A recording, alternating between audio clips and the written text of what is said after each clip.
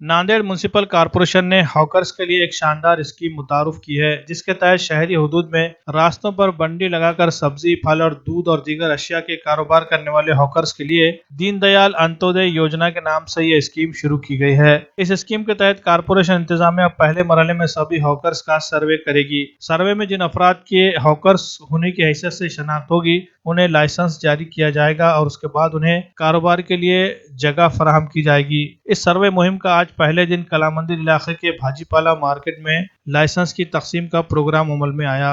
कांग्रेस के senior leader Vilas Dhabale के हाथों मुंतखब hawkers को लाइसेंस दिए गए। इस मौके पर कांग्रेस के नुमाइंदा कारपोरेटर सुरेश हटकर, रमेश गोडबोले, सर्वे का काम करने वाले ठेकेदार, खंदारे व दीगर अफराद मौजूद थे। इस स्कीम के तहत शहर के तकरीबन 18,000 से ज्यादा हॉकर्स को उनके हक की जगह और उन्हें मुख्तलिफ सहूलियात देने का दावा किया गया है।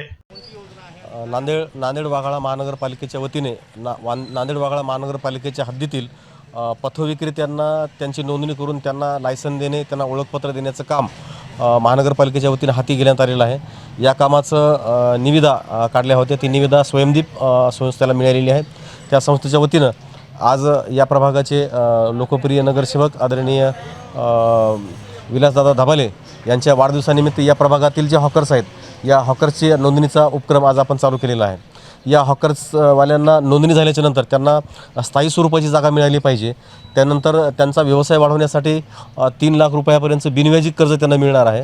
त्यानंतर अनेक केंद्र शासनाची आणि राज्य शासनाची योजना आहेत। त्यानंतर प्रधानमंत्री स्वनिधी म्हणून नावाची एक योजना आहे।